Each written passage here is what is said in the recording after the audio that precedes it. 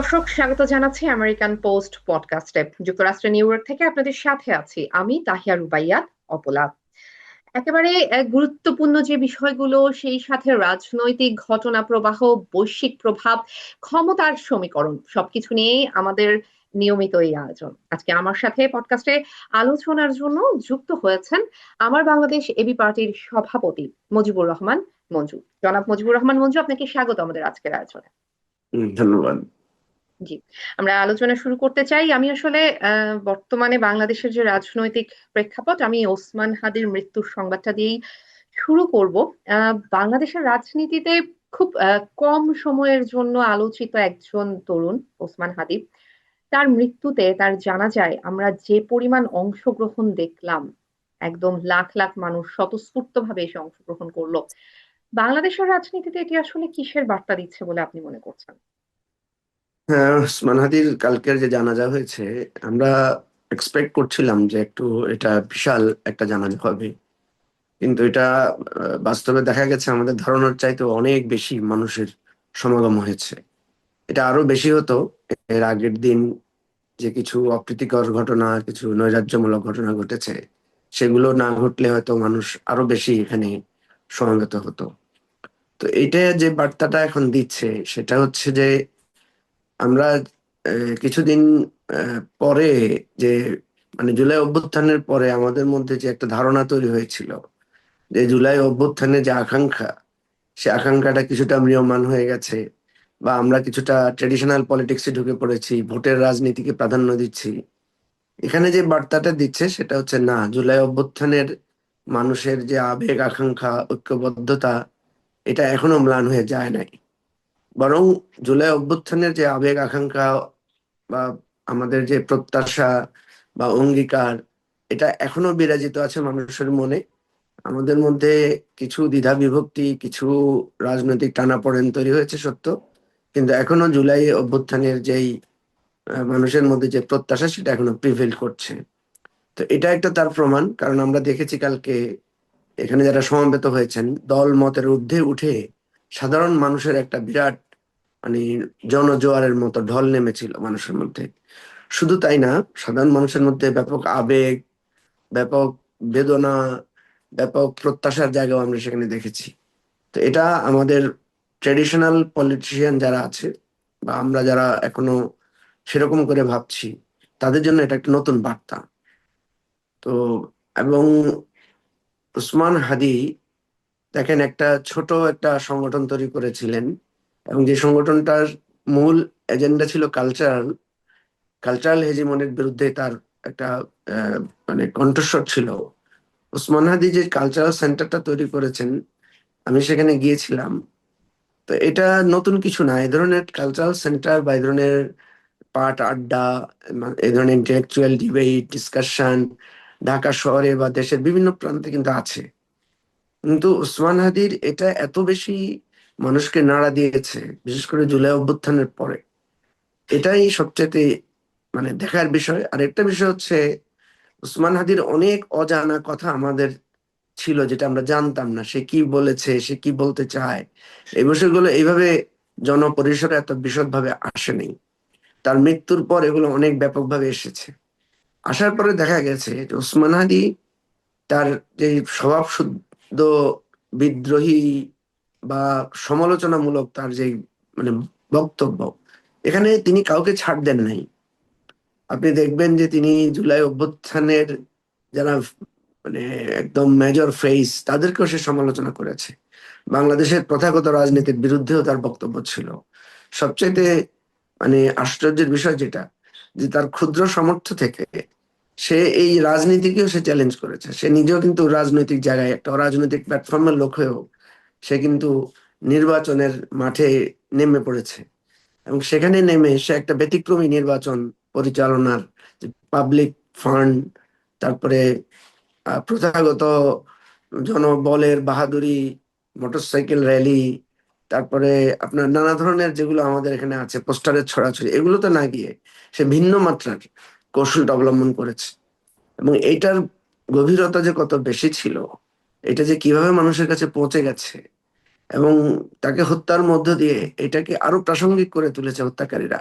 এবং হত্যাকারীদেরও এখানে আমি যেটা মনে করি, তাদের একটা নৈতিক এবং মতাদর্শিক বিরাট পরাজয় এখানে আহ প্রতিষ্ঠিত হয়েছে। এটা আপনি সুতরাং বলেছিলেন ওসমান যে হাদি, আপনার ধারণা যে নির্বাচন ভণ্ডুল করতেই হচ্ছে এই হত্যাকাণ্ড, মানে আপনার কাছে এটা কেন মনে হলো যে এটা নির্বাচন বানচালের একটা ষড়যন্ত্র হতে পারে? দেখেন, ওসমান হাদিকে যারা হত্যা করেছে তারা কিন্তু একটা বিশদ প্ল্যান এর অধীনে ছিল। এবং আমরা বিভিন্ন ডাটা অ্যানালাইসিস করে দেখেছি ওসমান হাদিকে তারা নানাভাবেই হত্যা করতে পারতো, কিন্তু তাকে ইলেকশন ক্যাম্পেইনের মধ্যে গিয়ে একদম রাজপথে প্রকাশ্যে গুলি করে হত্যা করার পেছনে আমার কাছে যেটা মনে হয়েছে যে একটা মেসেজ দেওয়ার চেষ্টা করা হয়েছে। খুনিরা কিন্তু তার খুব কাছাকাছি পৌঁছে গিয়েছিল এবং তাকে খুব কাছ থেকেই তাকে হত্যা করতে পারতো, কিন্তু তাকে ফিল্ডের মধ্যে প্রকাশ্যে এবং মোটরসাইকেলের চেস করে এসে গুলি করে হত্যা করার এই যে নাটকীয়তাটা, এটাকেই একদম স্পষ্ট বার্তা দেয় যে নির্বাচনী ক্যাম্পেইনে যাতে সবাই ভীতি সন্ত্রস্ত থাকে। যেমন আপনি দেখবেন ওসমান হাদির ঘটনার পরে কিন্তু নির্বাচনী প্রচার প্রচারণা, নির্বাচনী কার্যক্রমে ব্যাপকভাবে একটা ভাটা পড়েছে। সবচাইতে বড় কথা, আমরা যারা প্রার্থী এবারে নির্বাচনে, আমাদের সবারই একটা মানে আড়ষ্টতা তৈরি হয়েছে যে আমরা তাহলে নতুন কার সাথে পরিচিত হব, নতুন কার সাথে কথা বলবো, আমাদের সাথে যে এসে পরিচয় দিচ্ছে সে আমার ইলেকশনে কাজ করতে চায়, তাকে আমি বিশ্বাসের মধ্যে নেব কিনা, নাকি তাকে সন্দেহ করব। এই ধরনের একটা ভেতরকার একটা বিরাট শঙ্কা তৈরি করে ফেলেছে। আমাদের দেশে নির্বাচনটা কিভাবে হয়? আমরা তো চাই নতুন নতুন মানুষদের সাথে পরিচিত হতে, আমরা তো চাই নতুন নতুন মানুষদের কাছে আমাদের কথা তুলে ধরতে, নতুন মানুষরা আমাদের নির্বাচনী গণসংযোগে যুক্ত হবে, এটাই তো আমরা চাই। কিন্তু ওসমান হাদির এই ঘটনার পরে দেখা গেছে আমরা নতুন লোকদেরকে পারতপক্ষে এড়িয়ে চলছি। যে লোকটাকে চিনি না, সেই লোকটা যাতে আমার কাছে ঘেঁষতে না পারে, এই ধরনের একটা সিকিউরিটি ব্যবস্থা অটোমেটিক্যালি আমাদের রাজনৈতিক দলগুলো নেওয়া শুরু করেছে। ফলে যেই ফ্লোটা ছিল, যে স্বাভাবিক ছন্দটা ছিল, সেটা একেবারেই মানে মিয়ে পড়েছে। তো আপনি দেখেন আজকে প্রায় 1 সপ্তাহ পার হয়ে গেছে, এখনো সেই নির্বাচনী আমেজটা বা নির্বাচনী প্রক্রিয়াটা আবার আমরা শুরু করতে পারিনি। তো সেই জন্য আমার কাছে যেটা মনে হয়েছে যে এই হত্যাকাণ্ডের একেবারেই পরিকল্পনা থেকে শুরু করে এটাকে ক্লু করা এবং এটার প্রতিক্রিয়ায় এই যে গণমাধ্যমের উপরে আঘাত করা, এই টোটালটাকেই যদি আপনি মিলান, মানে আমি ষড়যন্ত্র তত্ত্বের কথা বলছি না, কিন্তু আপনি যদি 2-2-4, 4-2-6 মিলান, তাহলে দেখবেন যে পুরোটাই মনে হচ্ছে দেশকে একটা অস্থিতিশীল করা এবং এই পর্যায়ে এই অবস্থায় নির্বাচন করা সম্ভব কিনা, এই ধরনের একটা পরিস্থিতি তৈরি করাটাই ছিল এই হত্যাকাণ্ডের উদ্দেশ্য। তাহলে সেই এবং ক্ষেত্রে মানে আমার কাছে মনে নির্বাচন হয় নিয়ে কি আপনি সম্ভাবনা দেখেন না শঙ্কা দেখেন? আমি যদি বলি যে বাংলাদেশের বড় দুইটি রাজনৈতিক দল, আমরা যদি বর্তমানে বিএনপি এবং জামায়াতের কথা বলি, তারা যদি নির্বাচনের দিন আবারও সেই বাংলাদেশের পুরনো রাজনৈতিক সংস্কৃতিতে ফিরে যায়, কেন্দ্র দখল করার চেষ্টা, পেশি শক্তির ব্যবহার, প্রশাসনকে নিয়ন্ত্রণের চেষ্টা, তারা যদি সেটা করার চেষ্টা করে, বর্তমান সরকারের সেটি সামাল দেওয়ার সক্ষমতা কতটুকু রয়েছে সেটা তো বারবারই প্রশ্নবিদ্ধ। সেক্ষেত্রে আসলে শঙ্কার জায়গাটা কি আসলে অনেক বেশি শক্ত হয় কিনা, আপনার কাছে কি মনে হয়? অবশ্যই আপনার এই কথাটা তো, ধরেন আমরা কিন্তু বহুবার এই কথাগুলো বলেছি যে এই সরকারকে আমরা দেখছি যে আইন শৃঙ্খলা বাহিনীর উপরে বা আইন শৃঙ্খলা পরিস্থিতির উপরে, গোয়েন্দা সংস্থাগুলোর উপরে এই সরকারের কোনো কর্তৃত্ব বা নিয়ন্ত্রণ নাই। সরকারের কথা হয় তারা শুনছেন না, অথবা সরকার আন্তরিকভাবে তাদেরকে গাইড করছেন না, পরিচালনা করছেন না, অথবা তাদের ইফিসিয়েন্সি লেভেল বা তাদের আত্মবিশ্বাস যথেষ্ট পরিমাণে ঘাটতি তৈরি হয়েছে। এটা ছাড়া আর দ্বিতীয় কোনো উত্তর আপনি পাবেন না। আমরা সরকারকে বারবার বলছি, সরকার যে নির্বাচন করার কথা বলছে আনন্দ মুখর, ভাই আনন্দ মুখর নির্বাচন তো পরের কথা। আপনি মিনিমাম মানুষ তার স্বাধীনভাবে ভোট দিতে পারবে কিনা এই সংখ্যাটাই তো তৈরি হয়েছে। কারণ আমরা দেখেছি এ পর্যন্ত যতগুলো নির্বাচনী সহিংসতা হয়েছে, আপনি জানেন যে নির্বাচন শুরুই হয় না, এখনো মাত্র শুরু হলো। যেদিন হাদির মৃত্যু হচ্ছে সেই দিনটা হচ্ছে নির্বাচনের তফসিলের প্রথম দিন। আপনি প্রথম যে প্রশ্নটা করেছিলেন তার উত্তরে এটাও যুক্ত করা যায় যে কেন ওই দিনটাকে বেছে নেওয়া হয়েছে। অর্থাৎ নির্বাচনকে চ্যালেঞ্জ করার জন্য ওই দিনটাকে বেছে নেওয়া হয়েছে হাদিকে হত্যা করার জন্য। হাদিকে যারা খুন করেছে তারা কিন্তু হাদির বাসায়, হাদির অফিসে, হাদিকে তার রোমেও মারতে পারতো, যে যে পরিমাণ তারা হাদিকে ঘেরাও করে ফেলেছিল চারিদিক থেকে তাদের নেটওয়ার্কে। আমরা তো এখন অনেক কিছু জানি না, গোয়েন্দা সংস্থা এখনো অনেক তথ্য আমাদেরকে বা প্রোভাইড করতে পারে না। আমরা যতটুকু জেনেছি সংবাদপত্রের মাধ্যমে, যতটুকু আমরা জানতে পেরেছি। তো আপনাকে আমি যেটা বলছি যে আমরা বারবার সরকারকে বলছি যে আপনারা এরকম একটা ভঙ্গুর আইন শৃঙ্খলা পরিস্থিতি, বাহিনীর সক্ষমতা দিয়ে আপনারা কিভাবে নির্বাচন করবেন? ইতিমধ্যে আপনি 3 থেকে 4টা মার্ডার হয়েছে নির্বাচনী কার্যক্রম পরিচালনা করতে গিয়ে। বিএনপির চট্টগ্রামে একটা গণসংযোগে প্রকাশ্যে গুলি করে সেখানে বিএনপির প্রার্থীকে হত্যা করতে চেষ্টা করা হয়েছিল, সেখানে কিন্তু একজন ক্যাম্পেইনার মারা গেছেন। আমরা দেখলাম পাবনাতে বিএনপি এবং জামাতের মধ্যে একদম ফায়ার আর্মস ইউজ করা হয়েছে, গোলাগুলি হয়েছে, আহত হয়েছে সেখানে। এর বাইরে চট্টগ্রামের মিরসরাইতে একজন মারা গেছে, আরো বিভিন্ন জায়গায় একই রকম ঘটনা ঘটেছে। বিএনপির 2 গ্রুপের মধ্যে গন্ডগোল হয়েছে। আমাদের দলের সেক্রেটারি ব্যারিস্টার ফুয়াদকে তার নির্বাচনী কার্যক্রম চলা অবস্থায় তার তার তার বিরুদ্ধে প্রকাশ্যে উস্কানিমূলক স্লোগান দিয়ে তাকে মারতে যাওয়া হয়েছে। কোনোটারই সুষ্ঠু বিচার বা কোনো ব্যবস্থা পুলিশ নেয় নাই। ওসমান হাদিকে মৃত্যুর হুমকি দেওয়া হয়েছে অনবরত। আমাদের অনেকের, আপনি ফেসবুক ঘাঁটলে দেখবেন প্রতিনিয়ত আমাদেরকে নানাভাবে হুমকি দিচ্ছে, নানাভাবে থ্রেট দিচ্ছে। আমাদের প্রচুর পরিমাণে ইন্ডিয়া থেকে কল, তারপরে নানা রকমের হুমকি ধমকি আসছে। তো এইগুলো হয়তো আমরা যারা আহ কঠিন পরিস্থিতিতে রাজনীতি করেছি আমরা খুব বেশি আমলে নিচ্ছি না, কিন্তু ওসমান হাদিরটা আমলে না নিয়ে আমরা তো দেখলাম যে আমাদের কত বড় ক্ষতি হয়ে গেল। ওসমান হাদির মৃত্যু তো শুধু ওসমান হাদির পরিবারের ক্ষতি হয় নাই, পুরো রাষ্ট্রের ভিত নড়ে উঠেছে। আপনি দেখেন রাষ্ট্রের ভিতটা কিভাবে নড়ে উঠেছে। একজন মানুষ সিকিউরিটি থ্রেটে ছিল, তা সত্ত্বেও তাকে প্রকাশ্যে দিবালোকে হত্যা করা হয়েছে। নাম্বার ওয়ান, অর্থাৎ সিকিউরিটি থ্রেটে থাকা একজন ঢাকা শহরের কেন্দ্রে বসবাস করা একজন আলোচিত প্রার্থীকে আমরা সেভ করতে পারি নাই, নাম্বার ওয়ান। নাম্বার টু হচ্ছে তাকে হত্যা করার পরে খুনিরা খুব নির্বিঘ্নে দেশ ছেড়ে পালিয়ে গেছে, এবং এর মধ্যে কিন্তু প্রচুর সময় গেছে। তাহলে আমরা তাকে, তার খুনিদেরকে ধরতে পারি নাই। যেখানে সারা রাষ্ট্র ইনভলভ, যেখানে সীমান্ত সিল করে দেওয়া হয়েছে বলে আমাদেরকে বলা হচ্ছে, যেখানে বলা হচ্ছে 3 স্তরের নিরাপত্তা দেওয়া হয়েছে আপনার ইলেকশন শিডিউল ঘোষণা করার পরে, এরপরে যে লোকটা এভাবে সিরিয়াসলি ইনজুর্ড হলো তাকে আমরা দেশে বিদেশে চিকিৎসা দিয়েও তাকে বাঁচিয়ে তুলতে পারি নাই, বাঁচিয়ে রাখতে পারি নাই। যদি ওসমান হাদি বেঁচে থাকতো হয়তো রিপারকেশনটা এত ম্যাসিভ লেভেলে হতো না। আপনি তো দেখেছেন ওসমান হাদির মৃত্যুর 1 সপ্তাহ, মানে মৃত্যু হওয়ার 1 সপ্তাহ মাঝখানে আহত অবস্থায় সে ছিল, কিন্তু এত মেসিভ রিপারকেশন হয় নাই। যখনই তার মৃত্যু সংবাদ আসলো তখনই একদম একসাথে সবকিছু ভেঙে পড়লো। সবচেয়ে বড় কথা হচ্ছে ওসমান হাদির মৃত্যুর পরে এরকম প্রতিক্রিয়া হতে পারে এটা তো সরকার ধারণা করতে পারা উচিত ছিল। কিন্তু মানে সে অবস্থায় গণমাধ্যমের উপর হামলার সাথে আসলে আপনি প্রতিক্রিয়ার কথা বলছেন, আমি একটু এটাও একটু যুক্ত মানে আপনার কাছ থেকে শুনতে চাইবো যে গণমাধ্যমের উপরে এইভাবে হামলা করার সাথে আসলে ওসমান হাদির মৃত্যুর কি যোগসূত্র বলে আপনি মনে করছেন? মানে গণমাধ্যম আমাদের কেন দেশে টার্গেটেড? আমাদের দেশে গণমাধ্যম তো টার্গেট হয়েছে বিভিন্ন সময়ে। মানে আপনি যদি জুলাই আগস্টে ধরেন, জুলাই আগস্টে যে পরিমাণ, আগস্টের 5ই আগস্ট যে পরিমাণ গণমাধ্যম আক্রান্ত হয়েছে, বাংলাদেশের ইতিহাসে কি আর কখনো এভাবে গণমাধ্যম আক্রান্ত হয়েছে? তা আক্রান্ত হয়েছে কেন? কারণ এর আগে গণমাধ্যম আক্রান্ত হয়েছে। কারণ আপনি যদি দেখেন প্রথম আলো, আমার দেশের সম্পাদক মাহমুদুর রহমানের উপরে কি পরিমাণ আক্রমণ হয়েছে, তাকে মেরে ফেলার জন্য চেষ্টা করা হয়েছে প্রকাশ্য আদালতে।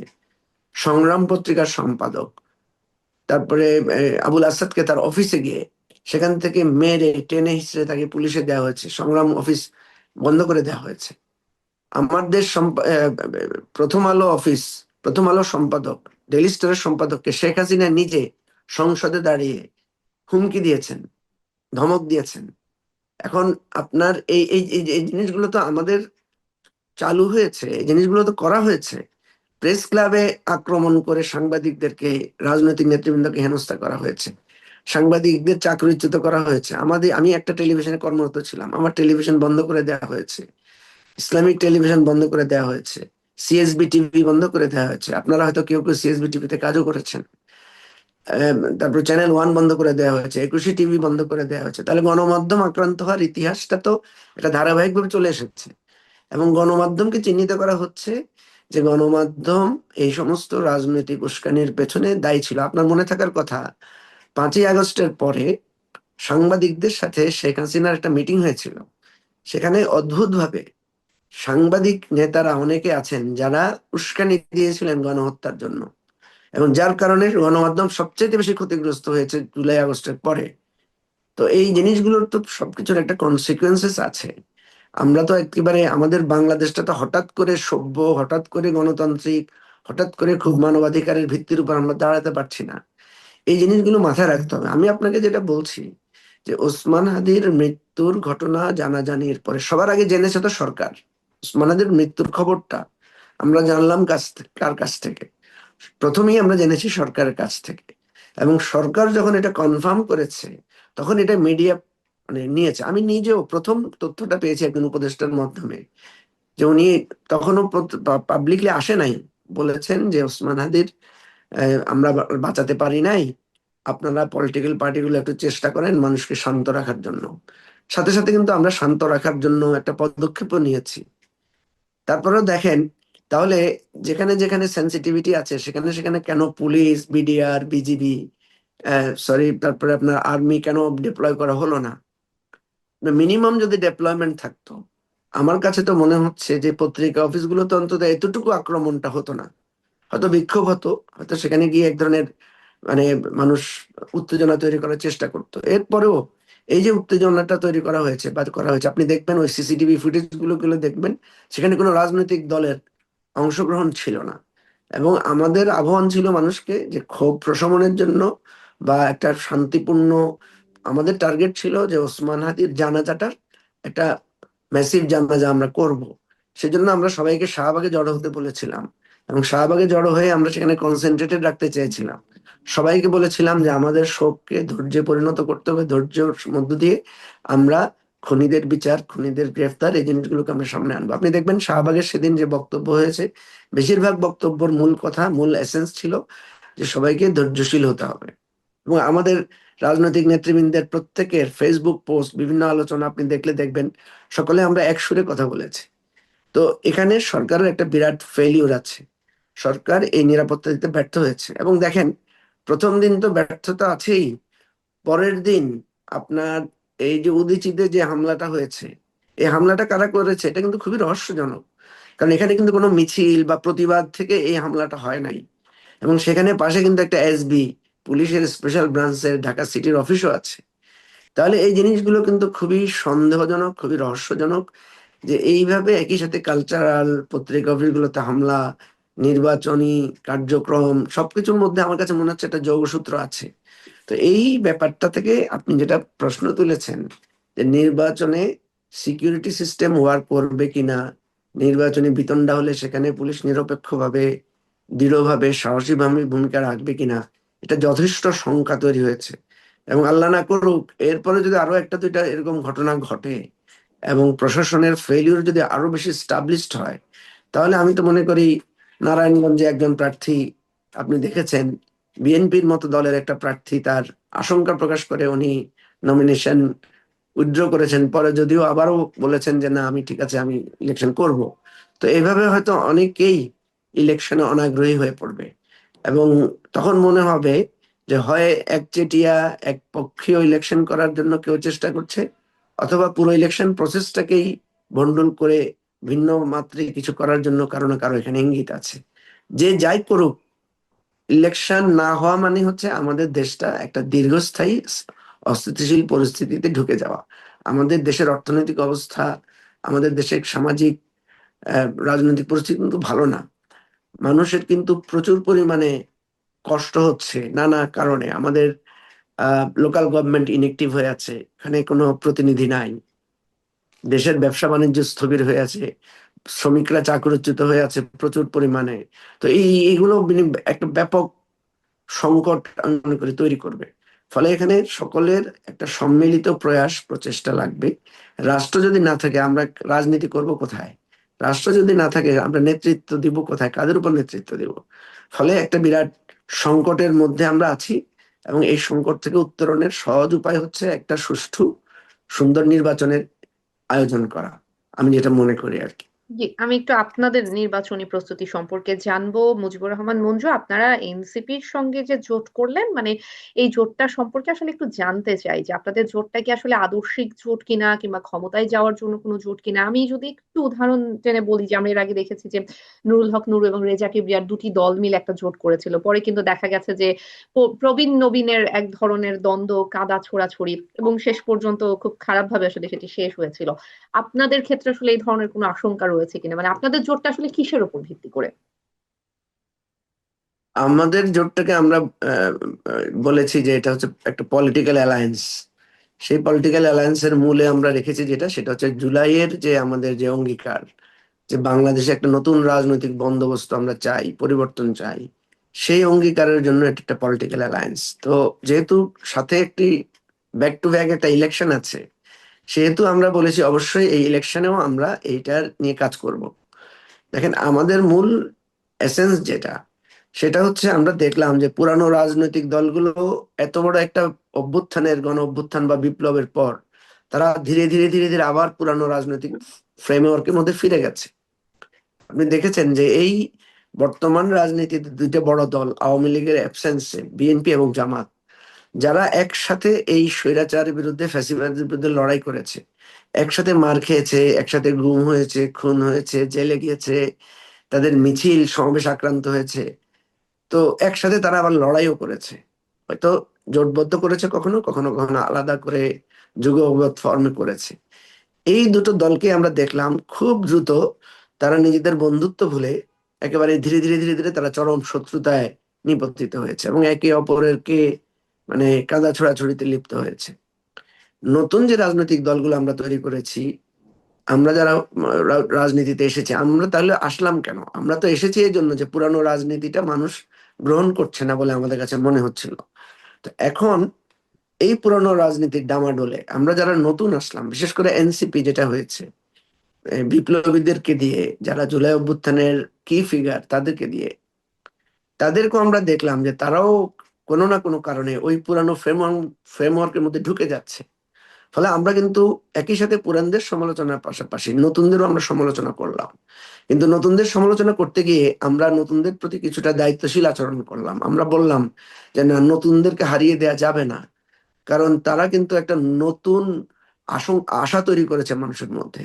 ফলে নতুনদের মধ্যে আমাদের এই আহ্বানটা, এই আবেদনটা কাজ করেছে।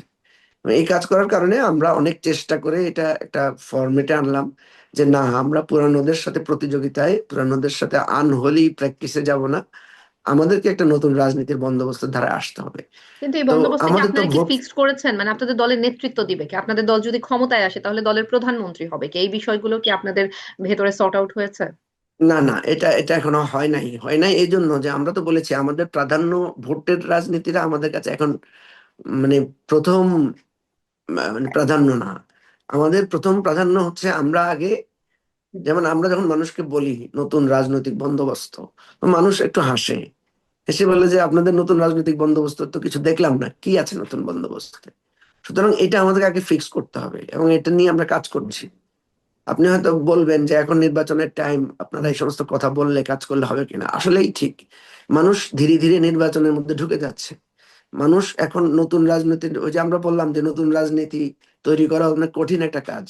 মানুষ নতুন কিছু চায়, কিন্তু সে চায় এটা কেউ বানিয়ে আনুক, আমি নিজে তৈরি করব না, কেউ একজন তৈরি করে আনুক, তারপর আমি বিচার করব এটা নতুন ঠিক আছে কিনা, গ্রহণযোগ্য কিনা, এটা লং লাস্টিং কিনা, এটা আসলে নতুন না পুরানো মোড়কে, নতুন মোড়কে পুরানো বোতল, এই নানা ধরনের বিশ্লেষণ কিন্তু মানুষের মধ্যে আছে। ফলে আমরা এটা বোঝানোর চেষ্টা করলাম যে আমরা আগে একটা সেটেল হই, ফিক্স হই, যে আমরা এই ধরনের মানে পুরানো ধাঁচের রাজনীতিতে যাব না। আমরা অনেকের সাথে কথা বললাম কিন্তু খুব বেশি দলকে রাজি করাতে পারলাম না। সবাই মনে করছে যে না ভাই, এখন নির্বাচনকেই প্রাধান্য দিতে হবে। ফলে আমরা তিনটা দল মাত্র আসলাম। এখন আসার পরে আপনি দেখেন, আমরা নির্বাচন তো করতে হবে, তাই না? তো আমরা নির্বাচন এইটা করতে করতে নির্বাচনের টাইমটা চলে আসছে। ফলে এখন আমরা নির্বাচনী কাজে কিভাবে যাব, এই নির্বাচনী কাজে যখনই আমরা ঢুকতে যাচ্ছি তখনই আমরা দেখছি যে মানুষ আমাদেরকে, আমরা যেটা মানে চেয়েছিলাম, সময় আমাদের হাতে খুব কম, আমরা চেয়েছিলাম যে আমরা মানুষের কাছে এই নতুন রাজনৈতিক বন্দোবস্তের বক্তব্য নিয়ে হাজির হব। কিন্তু আমরা দেখছি আমাদেরকে অনেকে বলছে যে ঠিক আছে ভাই, নতুন রাজনীতি করার সুযোগ অনেক পাবেন, কিন্তু এখন নির্বাচনটা আগে শেষ করেন। নির্বাচন করতে হলে আপনাকে কোনো না কোনো ফর্মে পার্লামেন্টে যেতে হবে। ফলে এখন আমাদেরকে বিএনপি, ওইদিকে জামাত, বিভিন্ন জোটের লোকেরা এসে বলছে যে আপনারা আমাদের দিকে আসেন, আপনাদের নতুন রাজনীতি আমরা করব, আমরা আপনাদের সাথে করতে চাই। তা আমরা এই সমস্ত জায়গায় এই মানে এই দোলাচালটা আমাদের নতুন রাজনীতির জন্য অত্যন্ত ক্ষতিকর। এবং নতুন রাজনীতি এই কারণেই বাংলাদেশে বিকশিত হতে পারে না, যে আমাদেরকে সবাই নতুন রাজনীতি চায়, কিন্তু কেউ তৈরি করতে চায় না, সবাই রেডিমেড চায়। তো নতুন রাজনীতির রেডিমেড আপনি কোত্থেকে পাবেন? নতুন রাজনীতি তো গড়ে উঠবে একটা ভাঙা গড়া, একটা অনুভব, একটা আহ, উপলব্ধির জায়গা থেকে। তো সে কারণে আমরা এই নতুন রাজনৈতিক বন্দোবস্তের জায়গা থেকে দাঁড়িয়ে নির্বাচনটা ফেস করার পরেই আমাদেরকে আসলে নতুন ভাবে কাজটা শুরু করতে হবে। আমরা হতাশ হচ্ছি না, কিন্তু সত্যিকার অর্থে আপনি বলতে পারেন যে আমরা খুব বেশি আশাবাদিতার জায়গাটা এখনো তৈরি করতে পারি নাই। যে আপনি জামায়াতের পক্ষ থেকে আসলে এই ধরনের কোনো আহ্বান আছে কিনা আপনাদেরকে জোটে যুক্ত করবার জন্য, কিংবা আপনি একসময় জামায়াতের রাজনীতিতে যুক্ত ছিলেন, এখন যদি জামায়াত আহ্বান জানায় তাহলে সেক্ষেত্রে আপনারা আসলে তাদের সঙ্গে জোট বাঁধবেন কিনা? আমরা যখন এই নতুন জোটটা করেছি, আপনাকে বলি, আপনার সাথে এই প্রথম কথা হচ্ছে, আর কারোর সাথে আমি কথা বলিনি, কারণ গত 3-4 দিন আমি খুব অসুস্থ ছিলাম। হুম, হুম। আমাদের এই জোটে অনেকেই চাচ্ছেন ব্যক্তিগতভাবে সে যুক্ত হতে। আমি খোলামেলায় বলি আপনাকে, বিএনপি একটা বড় দল, তার মধ্যে কিন্তু আপনার নমিনেশন নিয়ে অনেক ঝামেলা আছে। তো নমিনেশন নিয়ে ঝামেলা থাকার কারণে অনেক প্রার্থী আছেন যারা বিএনপিতে নমিনেশন পাচ্ছেন না বা পাবেন না বলে মনে করছেন, তারা অনেকে চাচ্ছেন আমাদের জোটে জোটভুক্ত হয়ে নির্বাচন করার জন্য। আবার একইভাবে জামাতের যে অ্যালায়েন্সটা জামাত করতে চাচ্ছে, সেখানে অনেকে মনে করছেন যে আমরা যদি একটা স্বতন্ত্র মাঝখানে থাকি, তাহলে এটা জামাত যে অ্যালায়েন্স করতে চাচ্ছে, এটা তাদের ভোটের জায়গায় তাদের ব্যাঘাত ঘটাবে। তো ফলে ওই দিক থেকে আমাদের উপর এক ধরনের আকাঙ্ক্ষা যে না, আমরা এই ধরনের মাঝখানে না থেকে আমরা যদি তাদের সাথে থাকি তাহলে নির্বাচনী ফলাফল ভালো হতে পারে। আবার বিএনপির জায়গা থেকে মনে করা হচ্ছে যে আমরা যদি এটা সিরিয়াসলি মুভ করি তাহলে অনেক পটেনশিয়াল প্রার্থী আমাদের জোটে আসতে পারে। বাট টোটাল ফরম্যাটটা কিন্তু ওল্ড ফরম্যাট। আমরা একটা দ্বিধায় পড়েছি যে আমি যদি নির্বাচনে ভালো করতে চাই, তাহলে আমাদেরকে কিন্তু এই ওল্ড ফরম্যাটের এই যে এই দুই বাইনারির মধ্যে আমাদেরকে একটা খেলায় অংশগ্রহণ করতে হবে। আমরা তো সেই খেলাটার বিরুদ্ধে নতুন রাজনীতিটা করতে চাচ্ছি। মানে ডিলেমাটা কোথায় আপনি দেখেন, যে আমি যদি এই খেলায় অংশ না করি, তাহলে আমাকে সবাই বলবে যে এই তোমরা পলিটিক্যালি ইম্যাচিউর, তোমরা রাজনীতির খেলাটা বুঝো না, ইলেকশনের খেলাটা বুঝো না, ইলেকশনটা ভালো করতে যেটা দরকার সেটা করছো না। ফলে আমরা এই জায়গায় এসে আমাদের মধ্যে, আমরা গতকালকেও বা তার আগের দিনও আমরা অনবরত বসছি, মিটিং করছি। আমাদেরকে অনেকে বলছেন যে ভাই, নতুন রাজনীতি যেভাবে করতে চাচ্ছেন এটা এইভাবে বিপ্লবী ধারায় হবে না, এটা এক ধরনের ভাঙা গড়ার মধ্য দিয়ে, এক ধরনের টেকনিক কৌশল মধ্য দিয়ে আপনাদেরকে করতে হবে। আবার কেউ কেউ বলছেন যে না, এই সমস্ত হাতছানি থেকে দূরে থাকেন। বিএনপির 50টা লোক নমিনেশন না পেয়ে আপনার কাছে আসবে, তাদের একটা বিরাট ভোট আছে, হয়তো আপনি হবেন, বিএনপির সাথে আপনার একটা ক্যাচাল লাগবে। আবার আপনি যদি মাঝখানে থাকেন, এখানে যদি এনটি বিএনপি ভোট যেটা আছে তাদের ভোট যদি ভাগ হয়ে যায়, তাহলে মানুষ আপনাদেরকে বলবে আপনাদের ভুল রাজনীতির জন্য আপনারা মাঝখানে দাঁড়িয়ে আপনাদের বিএনপির পক্ষে পারপাস সার্ভ করেছেন। এই ধরনের নানা ধরনের সমালোচনা, নানা ধরনের ইনপুট আমরা পাচ্ছি, ফিডব্যাক পাচ্ছি। ফলে এই জায়গাটা থেকে আমরা আমাদের রাজনৈতিক সিদ্ধান্তটা হয়তো আমাদেরকে খুব দ্রুত নিতে হবে। আমি আশা করছি যে আগামী 2-3 দিনের মধ্যেই আমাদেরকে কোনো না কোনো ডিসিশন নিতে হবে। আমরা আপ্রাণ চেষ্টা করব যে বাংলাদেশে নতুন ধারার একটা রাজনীতি, বিএনপি, আওয়ামী লীগ, জামাত, জাতীয় পার্টি, এই যে ধারাগুলো আছে, বা বাম ধারার একটা স্রোত আছে, একটা ঐক্য ফ্রন্ট আছে, এই 4-5টি ধারার বাইরে এসে আমরা যেটা বারবার বলছি যে অধিকার ভিত্তিক সমস্যা সমাধানমূলক রাজনীতি। আমাকে অনেকে বলে যে আপনাদের নতুন রাজনৈতিক বন্দোবস্তটা কি, আপনাদের মধ্যে হতে অনেক ধরনের পুরানো এলিমেন্ট আছে। আমি বলছি জি আছে, আমরা ভুল করেছি, এবং ভুল করাটাই স্বাভাবিক। আমরা আমাদের মধ্যে আমরা হয়তো 2-4 জন আছি যারা একটু পুরানো, কিন্তু বেশিরভাগই নবীন। বিশেষ করে এনসিপি তো একদম তরুণদের সমন্বয় একটা দল। আপনি দেখেন এনসিপি নেতারা যারা সামনে আছেন, নাহিদ ইসলাম, তারপরে আপনার হাসনাত আব্দুল্লাহ, সার্জিস আলম, আক্তার হোসেন, এই যে ডাক্তার তাসনিম জারা, এই যে একটা নবীনদের সমন্বয়ে একটা দল, এদের এদের বয়স বা কতটুকু? এদের বয়সের রেঞ্জ হচ্ছে আপনার 27-28 থেকে 30-32 পর্যন্ত। তো এই বয়সের রেঞ্জে তারা যে রাজনীতিতে এসেছে এবং রাজনীতিতে এসে যে তারা একটা নতুন একটা সম্ভাবনা তৈরি করেছে, সেই সম্ভাবনা তৈরি করতে গিয়ে কিন্তু খুব দ্রুত তারা জনসমর্থন, বিশেষ করে রাষ্ট্রীয় শক্তির কাছাকাছি পৌঁছে গেছে। তো পৌঁছে যাওয়ার এটা একটা কনসিকুয়েন্সেস আছে না, তাদের ভুল ভ্রান্তি হয়েছে না, হয়েছে তো। এবং আমরা যেটা দেখছি যে তারা সেই ভুল ভ্রান্তিগুলো এখন তারা অনুভব করার চেষ্টা করছে। জি, মুজিবুর রহমান মঞ্জু, আপনি যে এনসিপির কথা বলছিলেন, আমি একটু ওই জায়গাতেই আসতে চাই যে আমরা জুলাই অভ্যুত্থানে এনসিপি কে দেখেছি, তারা ব্যাপক জনপ্রিয়তা পেয়েছে, তাদের উপর সাধারণ মানুষের এক ধরনের আস্থা তৈরি হয়েছিল, কিংবা এক ধরনের সম্ভাবনার স্বপ্ন আমরা দেখেছি। কিন্তু সাম্প্রতিক সময়ে জরিপগুলো বলছে, কিংবা নানাবিধ অভিযোগগুলো কিন্তু এসে জমায়েত হচ্ছে, এবং এনসিপির যেই নেতারা, তাদের বিরুদ্ধে কিন্তু অনেক রকমের অভিযোগও উঠছে, সেই সাথে তাদের জনপ্রিয়তায় আমরা দেখছি বেশ ভাটা পড়ছে। এবং আপনি নতুন রাজনৈতিক বন্দোবস্তের কথা বলছিলেন, আমরা কিন্তু এনসিপির নেতাদেরকে পুরোনো দিনের, মানে পুরোনো যে রাজনৈতিক সংস্কৃতি কিংবা যে বিষয়গুলোর আমরা সমালোচনা করতাম, সেই কাজগুলোরই আসলে পুনরাবৃত্তি করতে দেখছি। আপনার কাছে কি মনে হয় আসলে এই বিষয়গুলো কি শুধুমাত্র, আপনি বলছিলেন ভুল হতে পারে, এইসব কি আসলে ভুলের কারণে নাকি অন্য কোনো কিছু? এনসিপি বা আমি এনসিপি তো আসলে কোনো দল হয়েছে তো অনেক পরে। জুলাই অভ্যুত্থানের সময় তো এনসিপি বলে কোনো দল ছিল না। তো জুলাই অভ্যুত্থানে আপনি তাদের যে গ্রহণযোগ্যতাটা দেখেন, এটা কিন্তু একটা সামগ্রিক গ্রহণযোগ্যতা। এখানে বিএনপির লোকেরাও তাদেরকে সাপোর্ট করেছে, জামাতের লোকেরাও সাপোর্ট করেছে, অন্যান্য ইসলামিক পার্টির লোকেরাও তাদেরকে সাপোর্ট করেছে, বাম ঘরানার এই মানে সিপিবি থেকে শুরু করে একদম সেন্টার রাইট সব দলগুলো তাদেরকে সমর্থন করেছে। কারণ শেখ হাসিনা সারা রাষ্ট্রটাকে দুইটা ভাগে ভাগ করে ফেলেছে, একটা হচ্ছে ফেসিবাদের পক্ষ শক্তি আর ফেসিবাদের বিপক্ষ শক্তি। ফলে ফেসিবাদের বিপক্ষ শক্তির নেতা হয়ে উঠেছিলেন তারা। এখন তারা যখন নিজেরা একটা পলিটিক্যাল পার্টি আকারে যখন হাজির হয়েছেন, তখন কিন্তু আস্তে আস্তে রাজনৈতিক দলগুলো বিভক্ত হয়ে গেছে। অর্থাৎ বিএনপি বিএনপির সাপোর্টে চলে গেছে, জামাত জামাতের সাপোর্টে চলে গেছে, সিপিবি বেল্টের সাপোর্টে চলে গেছে। ফলে দেখা গেছে ওই আপনি যাদেরকে উইদাউট এনসিপি আকারে দেখেছিলেন সবার, তারা যখন নিজেরা একটা রাজনৈতিক দল হয়ে উঠেছে, এখন তাদের রাজনৈতিক দল না হয়ে ওঠাতে উপায় নাই।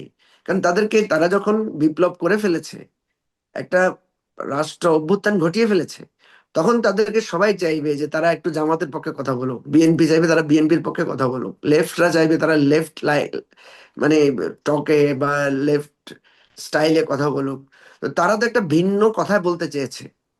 এবং আপনি মনে রাখবেন যে তারা কিন্তু একটা কথা বলেছিল যে আহ, দেশটা কারো বাপের না, মানে লাখো শহীদের রক্তে কেনা দেশটা কারো বাপের না।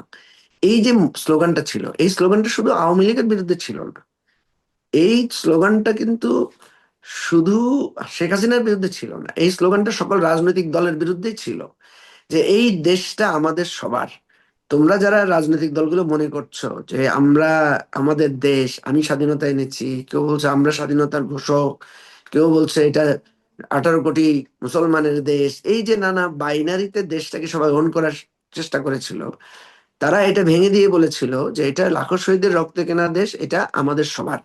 এটা যেমনি ভাবে মুসলমানের, এটা যেমনি ভাবে বাঙালির, এটা যেমনি ভাবে আপনার শিল্পীর, এটা এটা যেমনি ভাবে খেলোয়াড়ের, এটা তেমনি ভাবে আলেম ওলামার, এটা তেমনি ভাবে আমাদের মা বোনদের যারা পর্দা পুশিদায় চলেন তাদের, আবার যারা আধুনিক জীবন যাপন করেন তাদেরও, এই মাল্টি টাইপস দেশটা আমাদের সবার।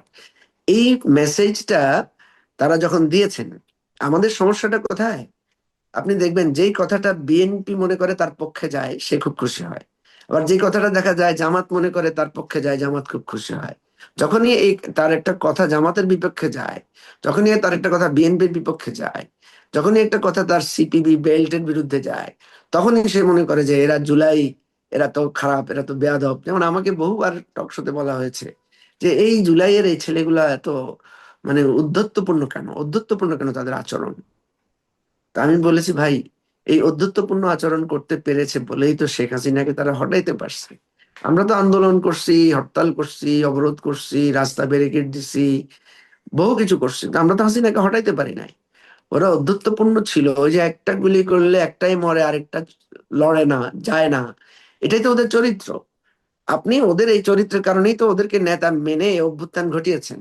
এখন ওর অধ্যত্ব যখন আপনার বিরুদ্ধে যাচ্ছে, যখন হাসিনার বিরুদ্ধে গিয়েছে আপনি খুশি হয়েছেন, কিন্তু মুজিবুর যখন রহমান আপনার মঞ্জু, চাঁদা। জুলাইও তো কারু আসলে একার না। মানে জুলাইও তো আমরা যদি একাত্তরের সাথে তুলনা করি, একাত্তরের অর্জন যেমন বাংলাদেশের সবার, সব রাজনৈতিক দলের, কিংবা এটার সুবিধা আসলে বাংলাদেশের সব মানুষ নিবে, বাংলাদেশের সব নাগরিক একাত্তরকে ওন করবে। সেই হিসেবে তো আমার কাছে মনে হয় যে জুলাই অভ্যুত্থানেও আমরা দেখেছি সব শ্রেণী পেশার মানুষ হচ্ছে জুলাই অভ্যুত্থানে অংশগ্রহণ করেছে। সেই ক্ষেত্রে আসলে জুলাইকেও আমি আসলে কোন একটি নির্দিষ্ট দলের কিংবা কোন একটা নির্দিষ্ট রাজনৈতিক দলের হাতে দেওয়ার পক্ষে পুরোপুরি একমত না। আপনার নিশ্চয়ই একটা মন্তব্য আছে, আপনি একমত কিনা? না না, একদম একদম কারেক্ট কথা বলেছেন হুম। আপনি। জুলাই তো কারো ব্যক্তিগত, কারো দলীয়, কারো চিন্তা থেকে এসেছে, বিষয়টা কিন্তু এমন না। কেমন? এখন ধরেন জুলাইতে আপনি কিছু অবদান রেখেছেন, আমি কিছু অবদান রেখেছি, আরেকজন কিছু অবদান রেখেছে, কিন্তু আমি আমি যে অবদান রেখেছি আমি সেটা জানি। আপনি কি অবদান রেখেছেন আমি তো জানি না। তো আমি আপনারটা না জানার কারণে আমি আপনাকে জুলাই থেকে বাদ দিয়ে দিচ্ছি।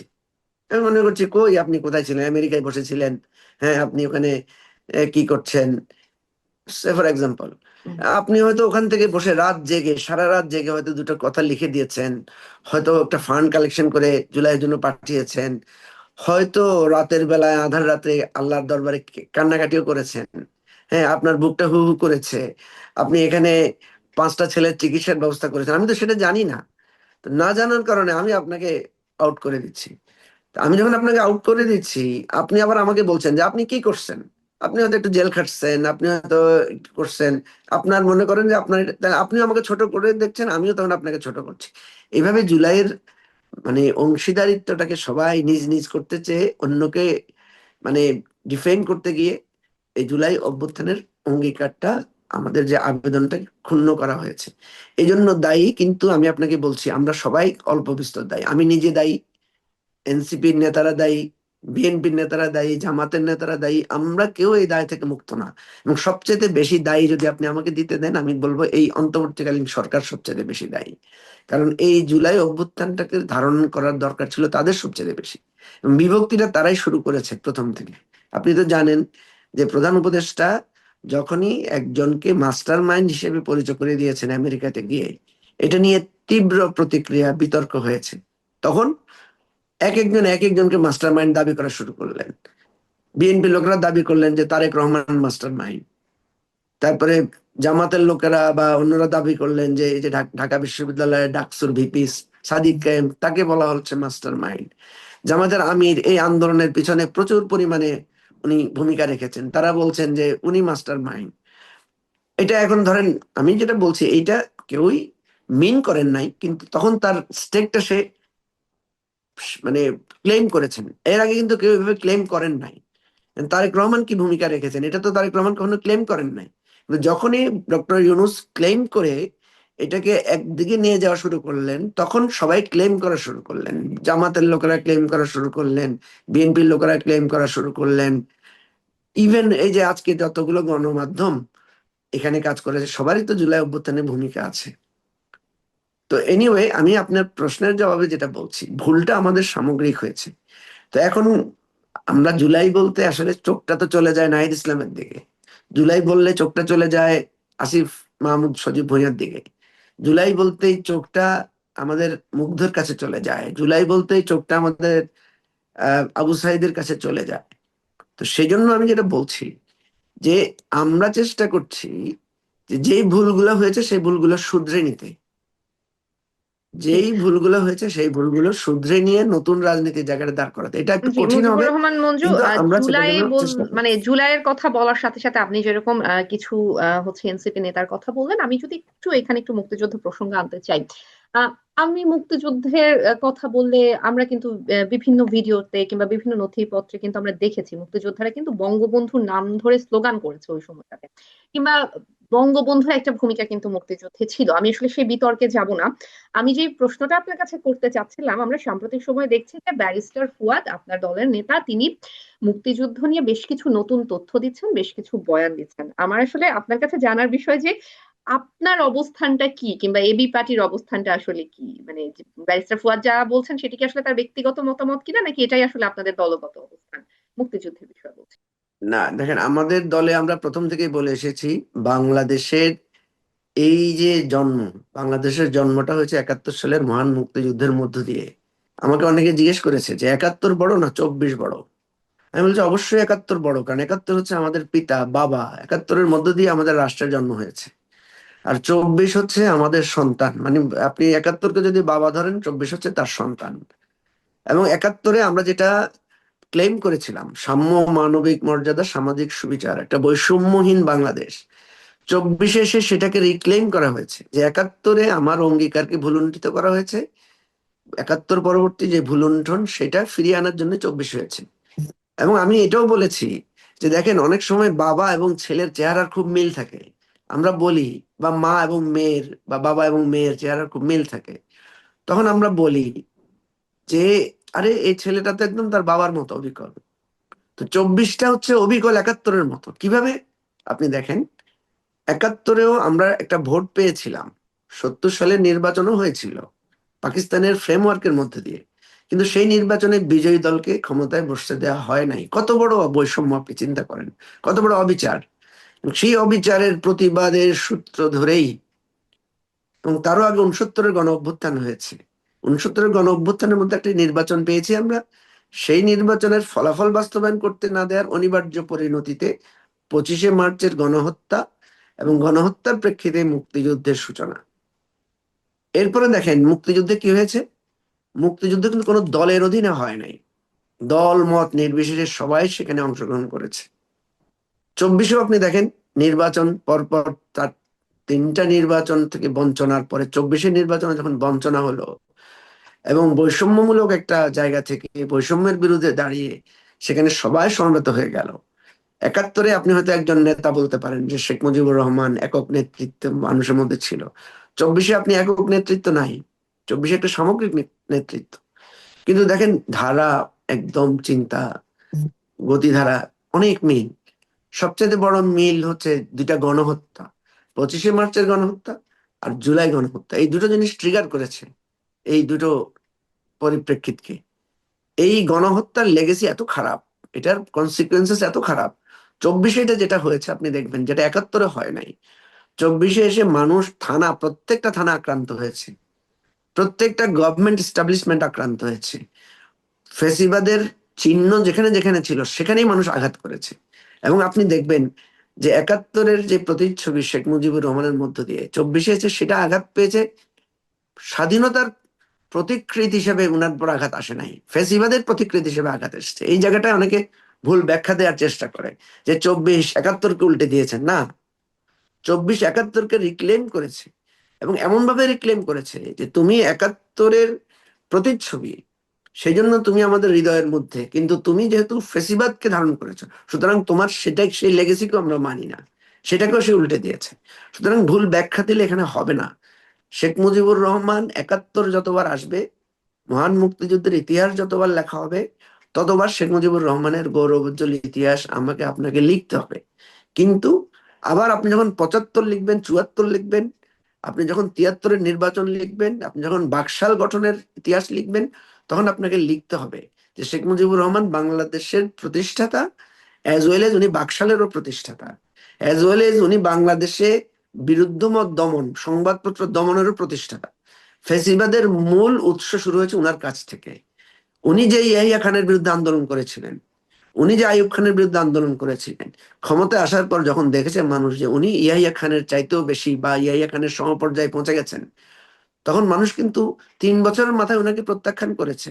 শেখ মুজিবুর রহমানের প্রত্যাখ্যান কিন্তু 24-এ এসে হয় নাই, 75-এই উনাকে প্রত্যাখ্যান করে ফেলেছে মানুষ, আওয়ামী লীগকে প্রত্যাখ্যান করে ফেলেছে মানুষ। সুতরাং কেউ যদি এই ভুল ব্যাখ্যা দিতে চায়, এটা কিন্তু টিকবে না। কেউ যদি বলে যে 24-এ এসে ইচ্ছাকৃতভাবে মুক্তিযুদ্ধের যেই অবয়ব তাকে অস্বীকার করা হচ্ছে, হয় নাই। আপনি 24-এ দেখবেন মাথায় সকলের কাছে জাতীয় পতাকা ছিল। জাতীয় পতাকা পেয়েছি কখন? আমরা 71-এ পেয়েছি। তার মানে কি, সে 71-কে ধারণ করে এসেছে। 24-এ এসে তারা যে স্লোগানগুলো দিয়েছে, যে মিছিলগুলো করেছে, যেই গানগুলো গেয়েছে, সেই গানগুলো কোনগুলো? 71-এর গানগুলো গিয়েছে, 71-এর স্লোগানগুলো দিয়েছে। শহীদের বাংলায় মানে ফেসিবাদের ঠাঁই নেই, আপনি দেখেন কি স্লোগানটা দিয়েছে। সুতরাং এই যে আপনি যেটা বলবেন যে অনেকে এটা বলার চেষ্টা করে যে 24-এ এসে একটা জনপ্রিয় স্লোগান ছিল, তুমি কে আমি কে, রাজাকার রাজাকার, কে বলেছে কে বলেছে, স্বৈরাচার স্বৈরাচার। এটাকেও আপনি, এটাও কিন্তু 71-এর লেগেসিকে রিক্লেম করেছে, প্রত্যাখ্যান করেছে। যে তুমি যে আমাকে রাজাকার বলছো, এটাকে আমি প্রত্যাখ্যান করলাম। এবং এটা স্যাটায়ার, এটা নট ওনিং। এটা অনেকে ভুল ব্যাখ্যা দিয়ে বলে যে তারা নাকি ওন করেছে আমরা রাজাকার, না। তারা বলেছে যে তোমার এই উপাধিকে আমরা প্রত্যাখ্যান করছি এই ফর্মে, যে তুমি আমাদেরকে রাজাকার বলছো। আপনি দেখবেন প্রত্যেকের এসেন্স এটা কাজ করেছে কিনা জিজ্ঞেস করেন, যারা সেই স্লোগান দিয়েছে তাদেরকে আপনি গিয়ে গিয়ে ইন্টারভিউ নেন, জিজ্ঞেস করেন তুমি কি নিজেকে রাজাকার হিসেবে রিক্লেম করেছো, না শেখ হাসিনার এটাকে প্রত্যাখ্যানের স্লোগানটা দিয়েছো? যদি সেটা রিক্লেম করতো তাহলে তো এখনো সেই স্লোগানটা তারা দিত, এখনো তারা সেই স্লোগান বলতো। এখন তো কেউ বলছে না সেই স্লোগান। সুতরাং মনে রাখতে হবে যে বিপ্লবের সময় যে স্লোগান থাকে, সেই স্লোগানের পরে কিছু স্লোগান পরে কন্টিনিউ করে, কিছু স্লোগান বিপ্লবের পর সিল্ড হয়ে যায়, সেগুলো আর বলা হয় না। সুতরাং এটা আপনাকে খেয়াল রাখতে হবে যে কোনটা সে রিক্লেম করেছে। সে রিক্লেম যেটা করেছে সেটা কিন্তু সে এখনো করে যাচ্ছে। সে এখনো বলছে দিল্লি না ঢাকা, ঢাকা ঢাকা। সে এখনো বলে যাচ্ছে আপোষ না সংগ্রাম, সংগ্রাম সংগ্রাম। সে এখনো বলে যাচ্ছে বুকের ভিতর ভীষণ ঝড়, বুক পেতেছে গুলি কর। এই স্লোগানগুলো রয়ে যাচ্ছে। তো সুতরাং এটা আমাদের সকলের কাছে এটা বুঝতে হবে যে ভাই, 71 নিয়ে বিতর্ক তোলার কোনো সুযোগ নেই, 71-কে ডিজন করার কোনো সুযোগ নাই। 71-কে বরং বিতর্কিত করেছে আওয়ামী লীগ। আওয়ামী লীগ 71-কে, আপনি যেটা এখনই বললেন যে জুলাইকে কারা বিতর্কিত করার চেষ্টা করেছে। হ্যাঁ, জুলাইকে সাধারণত বিতর্কটা করতে পারে কে, ধ্বংস করে কে, যে সৃষ্টি করে। আমরা জুলাই যারা করেছে তাদের হাত দিয়ে ধ্বংস হতে দেব না, এটা আমাদের অঙ্গীকার। এই জন্যই কিন্তু ওসমান হাদি জীবন দিয়েছে। ওসমান হাদির বক্তব্য আপনি শুনলে দেখবেন, জান দেব তো জুলাই দেব না। এটা কিন্তু সে জুলাইয়ের সৈনিকদের বিরুদ্ধেই দাঁড়িয়ে সে কথা বলেছে। আর কালকে দেখেন ওসমান হাদির জানাজা, তার কবর, তার নেতৃত্ব সব তো জুলাই যোদ্ধারাই দিয়েছে। একটা জিনিস খুব পরিষ্কার মনে রাখবেন, জুলাই নিয়ে আমাদের মধ্যে তর্ক আছে, জুলাই নিয়ে আমাদের মধ্যে মানে ক্লেম করার ডিসক্লেম করার বিষয় আছে। কিন্তু জুলাই নিয়ে আওয়ামী লীগ, জাতীয় পার্টি এরা যদি কথা তোলে, আমরা তো তাদের কথা শুনবো না, আমরা তো তাদেরকে মাঝখানে ঢুকতে দিব না। 71 নিয়ে, মুক্তিযুদ্ধ নিয়ে মুক্তিযোদ্ধাদের মধ্যে বিতর্ক থাকতে পারে। মুক্তিযুদ্ধকে নষ্ট করেছে আওয়ামী লীগ, এই বিতর্ক থাকবে। কিন্তু মুক্তিযুদ্ধকে নষ্ট করেছে আওয়ামী লীগ, এটা যারা মুক্তিযুদ্ধকে ধারণ করে তাদের বলতে হবে। যারা মুক্তিযুদ্ধকে সমর্থন করে নাই, তারা এসে মুক্তিযুদ্ধ সঠিক হয়েছে কি হয় নাই এটা বলতে পারবে না। এটা বলার লেগেসি তার নাই। আমরা তো জামায়াত আমার ইসলামকে জুলাই, নিয়মিত মুক্তিযুদ্ধ নিয়ে কথা বলতে দেখি। আমি তো আপনাকে বললাম, আমি কারোর নাম ধরতে চাই না, কারণ আমি আর বিতর্ক তৈরি করতেই চাই না বাংলাদেশে। কারণ এই বিতর্ক আমরা বহু করেছি। আমি আপনাকে বলি, আমরা জুলাই নিয়ে, আমরা যারা জুলাইয়ের অভ্যুত্থানে ছিলাম, আমরা জুলাইকে নিয়ে তর্ক করব। আমি নাহিদ ইসলামের বিরুদ্ধে কথা বলবো, নাহিদ ইসলাম আমার বিরুদ্ধে কথা বলবে। আমি তারেক রহমানের বিরুদ্ধে কথা বলবো, তারেক রহমান আমার বিরুদ্ধে কথা বলবে। ইভেন জামাতও জুলাই অভ্যুত্থানের একটা অংশীদার, জামাত জুলাই নিয়ে কথা বলবার রাইট আছে তার 100 ভাগ, ঠিক আছে। কিন্তু জাতীয় পার্টি, আওয়ামী লীগ, ইভেন তাদের যে সুশীল গোষ্ঠী, যারা এই জুলাইকে কখনোই যারা ধারণ করে নাই, তারা জুলাই নিয়ে কথা বলতে আসলেই আমরা কিন্তু তাদের কথাকে গুরুত্ব দিব না। তাদেরকে বলবো যে তোমরা গণহত্যার বিরুদ্ধে কথা বলো নাই, তোমরা শেখ হাসিনার ফ্যাসিবাদের বিরুদ্ধে কথা বলো নাই, সুতরাং জুলাই যোদ্ধাদের বিষয় নিয়ে তোমরা কথা বলিও না প্লিজ। তখন বিষয়টা অগ্রহণযোগ্য হবে। যে শেখ হাসিনার আমলে মবের বিরুদ্ধে কথা বলে নাই, যে শেখ হাসিনার সময়ে মাহমুদুর রহমানের উপরে হামলার বিষয়ে কথা বলে নাই, যে শেখ হাসিনার সময়ে সংগ্রাম আক্রান্ত হয়েছে কথা বলে নাই, যে শেখ হাসিনার সময় আবরার ফাহাদ হত্যা, বিশ্বজিৎ হত্যার বিরুদ্ধে কথা বলে নাই। সে এখন এসে কোনো কোনো ঘটনাকে মব বলে বিশ্লেষণ করলে আমি তার কথা শুনবো না। জি, আপনি মুজিবুর এটাকে রহমান মঞ্জু, আমি অগণতান্ত্রিক একই বলতে পারেন। কথাই আসলে আবার বলতে চাই, প্রশ্নটাই আসলে আপনার কাছে আবার করতে চাই। সেটি হচ্ছে, মানে যেই যুক্তিতে জুলাই অভ্যুত্থান নিয়ে আওয়ামী লীগ কিংবা জাতীয় পার্টি কথা বলতে পারবে না, সেই যুক্তিতে তো জামায়াত ইসলামী মুক্তিযুদ্ধ নিয়ে কথা বলতে পারে না। মানে আমি একই প্রশ্ন আরেকবার করলাম, মানে আমি হয়তো আপনার কাছ থেকে আরেকটু বেশি বিশ্লেষণ শুনতে চাচ্ছি। না, এটা তো খুবই যৌক্তিক কথা। আমার তো এই কথাটা যৌক্তিক। হ্যাঁ, আমি আবার কথাটাকে আবার বলি আপনাকে। দেখেন, আপনি হয়তো বলবেন যে আপনার কথাটা তো এক ধরনের অগণতান্ত্রিক। ধরেন আমি জুলাই অভ্যুত্থানে ছিলাম না, তাহলে আমি কেন জুলাই নিয়ে কথা বলতে পারবো না? হ্যাঁ, আপনি পারবেন। আপনি যদি বলেন যে হ্যাঁ, জুলাই অভ্যুত্থানে আমি অংশগ্রহণ করতে পারি নাই, আমি সরি। বা আপনি যদি বলেন যে আমি শেখ হাসিনার সময়ে যে অন্যায় হয়েছিল, যে জুলুম হয়েছিল, সেই জুলুমের বিরোধিতা করি নাই, I am sorry for that. হ্যাঁ, আপনি যদি এটা বলে তারপরে জুলাইকে বলেন, তাহলে আমার অসুবিধা নাই। সুতরাং একই কথা, মহান মুক্তিযুদ্ধের যারা পক্ষে ছিলেন না, বিরোধিতা করেছেন, তারা মুক্তিযুদ্ধ নিয়ে কথা বলতে পারবেন ওই সেন্সে যদি তারা মনে করেন, বলেন যে মহান মুক্তিযুদ্ধের সময় আমাদের ভূমিকাটা সঠিক ছিল না, আমরা ভুল করেছি, বাট আমরা মুক্তিযুদ্ধকে ওন করি, সাপোর্ট করি। দেন আপনি মুক্তিযুদ্ধ সম্পর্কে প্রশ্ন তোলেন। মুক্তিযুদ্ধের স্বাক্ষর সঠিক হয়েছে কিনা, মুক্তিযোদ্ধাদের আচরণ সঠিক হয়েছে কিনা, মুক্তিযোদ্ধারা স্বাধীনতাকে সঠিকভাবে ধারণ করেছে কিনা, সেটা নিয়ে আপনি পর্যালোচনা করেন। কিন্তু আপনার ওই জায়গাটা, আপনাকে একটা জায়গায় থাকতে হবে, নাহলে এটা অসততা হবে, এটা অসাধুতা হবে। ঠিক জুলাইয়ের ক্ষেত্রে আমি যেটা বলি, যারা জুলাই অভ্যুত্থানকে সাপোর্ট করেন নাই, জুলাই অভ্যুত্থানের আগে আপনারা যারা ফ্যাসিবাদের পক্ষে ছিলেন, আপনাদেরকেও ভাই আপনাদের ওই জায়গাটার একটা স্বীকারোক্তি দিতে হবে। ভুল স্বীকার করতে হবে। ভুল স্বীকার করে এসে আপনি আমার সমালোচনা করেন, অসুবিধা নাই। সেই জন্য বলছি, এটা পরিষ্কার যে আমাদেরকে রিকনসিলিয়েশনের জায়গাটা এইভাবে আসতে হবে। আমরা এই জুলাই ভাগ, স্বাধীনতা আগে পরে ভাগ, পক্ষে বিপক্ষে ভাগ, এই ভাগটাতে একটা জায়গায় এসে থামাতে হবে, কমাতে হবে। এই থামানোর জন্য দুটো জিনিস লাগবে, একটা হচ্ছে উপলব্ধি, আর একটা হচ্ছে ক্ষমা। উপলব্ধি ছাড়া ক্ষমা হয় না, একপক্ষীয় ক্ষমা হয় না। শেখ মুজিবুর রহমান একপক্ষীয় ক্ষমা করে সেটার উপর তো উনি টিকেন নাই, উনি তো আবার রিভেঞ্জ নিয়েছেন, বা উনি তো আবার তার কন্যা আবার সেই শাস্তিটাকে তো আবার বিচার শুরু করেছেন। ফলে এই জিনিসগুলো আবার নতুন করে বিভাজন তৈরি করেছে। সেই জন্য খুব ভালো কথা, আমি বলবো যারা মুক্তিযুদ্ধের বিরোধিতা করেছেন ভাই, যেহেতু একটা লং পাস্ট, আপনারা আপনাদের উপলব্ধি থেকে একদম পরিষ্কার লিখিত ভাবে একদম স্পষ্ট করে দেন সবকিছু। দ্বিতীয়ভাবে, জুলাইতেও যারা করেছেন, জুলাই অভ্যুত্থানে যারা শেখ হাসিনার আওয়ামী লীগের রেজিমকে সাপোর্ট করেছেন, তারা স্পষ্ট করে আপনাদের ভূমিকাটা বলেন। আপনি দেখেন, ডেইলি স্টারের সম্পাদক কিন্তু লিখেছিল একবার যে আমরা অনেক কথা বলতে পারি না, এই জন্য আমরা সরি। এই সরিটা আরো প্রমিনেন্টলি বলতে হবে। যারা যারা এই ধরনের দেখবেন আপনি এখন এখন অনেকে পুরানো পত্রিকাগুলোর কাটিং শেয়ার করে, পুরানো বক্তব্যগুলোর কাটিং শেয়ার করে যে অমুক তখন কি বলেছিল, এখন সে কি বলছে। ঠিক আছে না?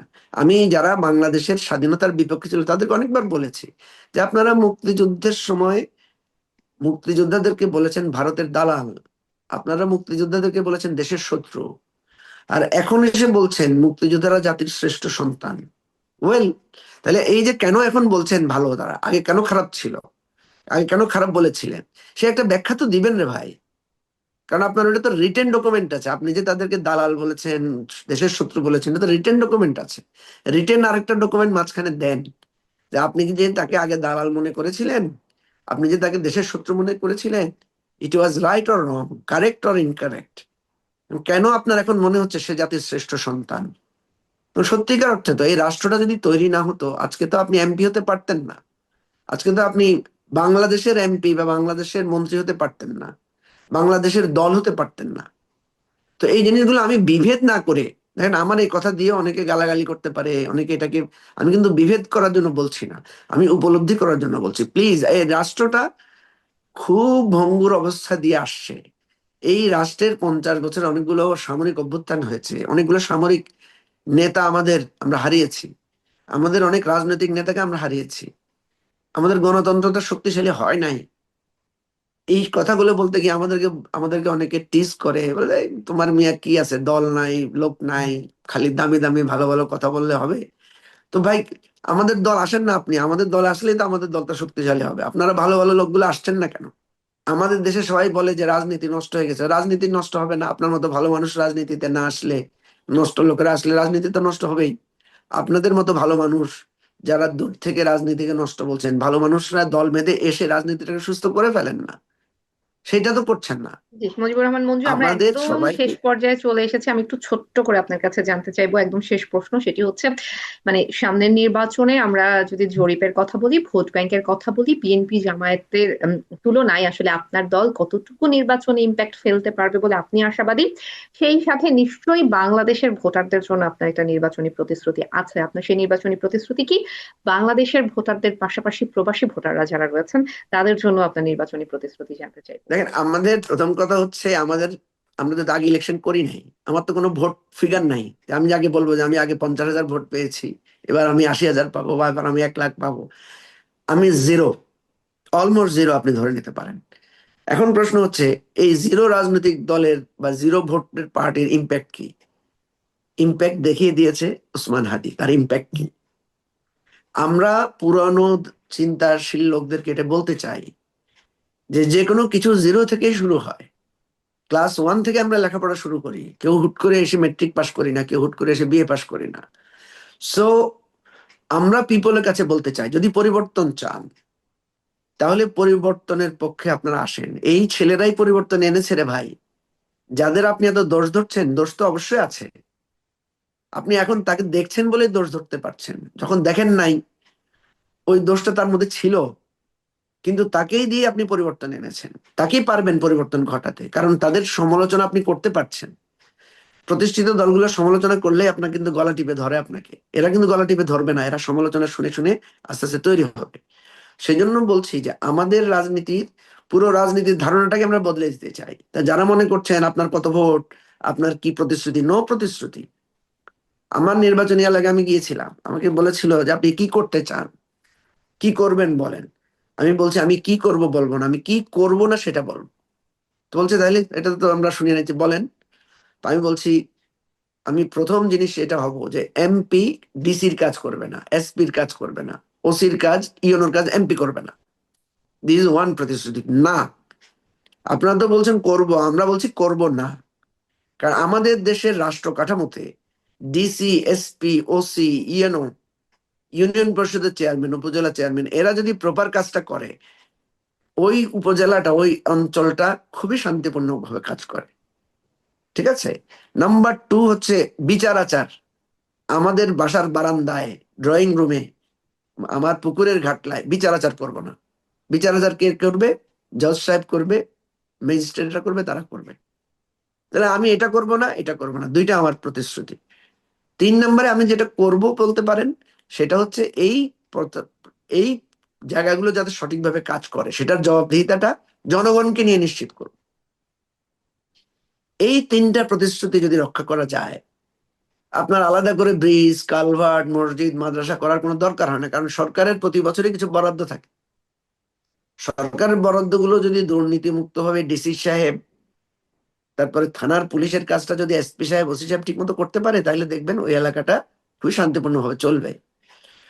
তো আমাদের রাজনীতির মূল প্রতিশ্রুতি হচ্ছে, আমরা এই ট্রেডিশনাল জায়গাগুলো থেকে যদি বিরত রাখতে পারি এমপি সাহেবদেরকে, এমপি সাহেবরা যদি পার্লামেন্টে যুক্তি তর্ক দিয়ে সঠিক আইন তৈরি করেন এবং বাজেট বরাদ্দের হিসাবটা ঠিক মতো নিতে পারেন, এবং তার এলাকার বাজেট বরাদ্দের জায়গাটা যদি দুর্নীতি মুক্ত ভাবে অ্যাপ্লাই করার কাজ করতে পারেন, সাফিসিয়েন্ট, মোর দেন এনাফ। এইভাবে যদি রাষ্ট্রটা 5 থেকে 10 বছর চলতে পারে, বাংলাদেশ একটা শক্তিশালী উন্নয়ন অবকাঠামো এবং গণতান্ত্রিক ভিত্তির উপর দাঁড়াবে। আমাদের 8 লাখ কোটি টাকা বাজেট, কিন্তু মনে রাখতে হবে প্রতি বছর 2 লাখ কোটি টাকা আমাদের পাচার হয়ে যাচ্ছে। তাহলে আপনাকে পাচার রোধ করতে হবে। আপনাকে দুর্নীতি হচ্ছে মানে লক্ষ কোটি টাকা, সেটা বন্ধ করতে হবে। সে বন্ধ আপনি কিভাবে করবেন? 1 নম্বরে যে আপনি দুর্নীতি করবেন না, ব্যাস। আপনি দুর্নীতি না করলে আপনার নিচের দিকে 10 জনে করবে না, ওই 10 জন না করলে তার নিচের দিকে 10 জনে করবেন। তো এই জায়গাগুলোকেই আমরা আমাদের রাজনীতির প্রতিশ্রুতি জায়গা বানাতে চাই। এই উইশ গুলোকে আমরা মানুষের কাছে পৌঁছাতে চাই। এখন মানুষ যদি আমাদেরকে ভোট দেয় আলহামদুলিল্লাহ, না দিলে আমাদের অসুবিধা কি? আমরা তো বলেছি, মানুষ যদি চাঁদাবাজদেরকে ভোট দেয়, মানুষ যদি ধর্ম নিয়ে যারা বিভেদ তৈরি করে তাদেরকে ভোট দেয়, তো অসুবিধা কি? বাংলাদেশ ধর্ম বিভেদের মধ্যেই থাকবে। বাংলাদেশ ওই চাঁদাবাজ, ওই বাজারঘাট দখল, এগুলোর মধ্যে থাকবে। আমাদের তো কোনো সমস্যা না, আমরা তো মানুষের কাছে গিয়েছি, আমরা তো মানুষের কাছে যাচ্ছি ভাই, মানুষের কাছে আমরা তো মাত্র নতুন করে এসেছি।